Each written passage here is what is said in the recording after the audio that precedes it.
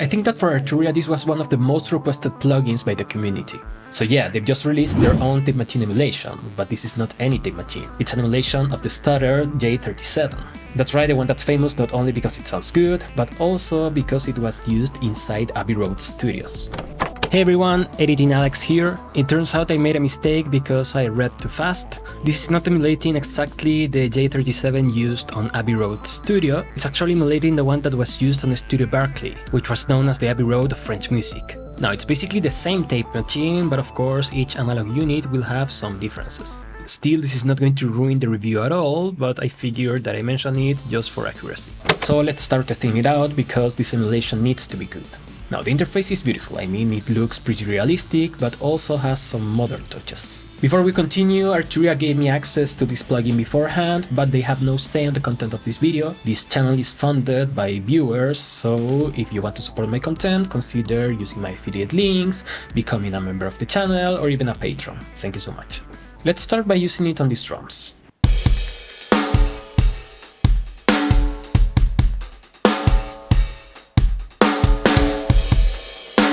Let's change the color as we listen to it.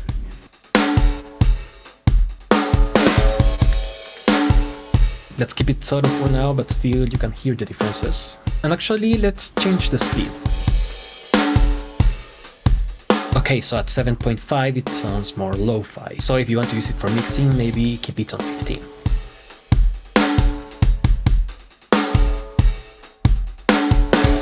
Of course, to properly test the plugin, we need to exaggerate things, so let's play with the drive.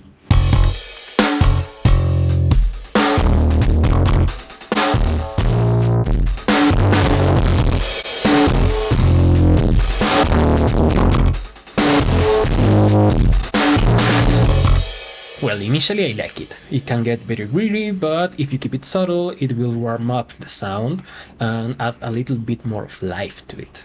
Now, I'm someone that likes to use tape machines on the mix bus, so let's put it there.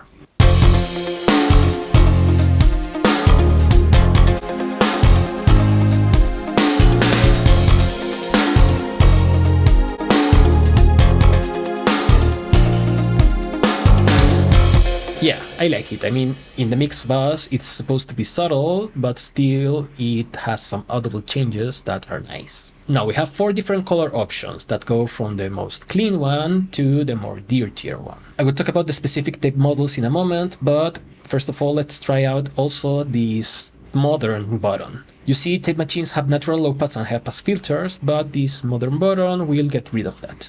It provides you fast to feel alive. It's like a game. Anything to keep this in my mind. Happy and content. So it sounds good, but as you may know, this is not the only J37 emulation out there. The other one is actually one of the most famous tape machines by Waves, and it's from the line of products that they made in collaboration with Abbey Road. So we can make a comparison between the two, but there's one issue with that. The tape machine they're both emulating is supposed to be the same, but the tapes that they used to capture the sounds are different. And for that, now is the time to talk about what the color is emulating. As you can see, Arturia emulated 2 types of tape. One is the SM911 and the other is the SM468. On the other hand, the tapes that they used for the Waves plugin are the EMIs, specifically the 888, the 811 and the 815. Now, of course, this only means that the sounds are going to still be different even if they are emulating the same tape machine. But still, here's a quick comparison between the two on the mix bus.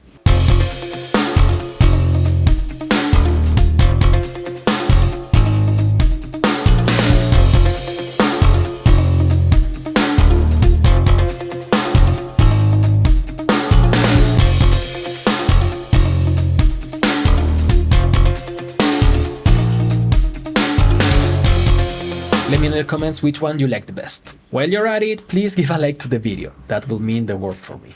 Now, usually tape machines are these set and forget type of plugins, or maybe you want to use them for lo-fi. But in the case of the one by Arturia, you get all the features that makes it very interesting. For starters, as you're playing anything through it, you can actually stop the tape and it will give you that tape stop effect.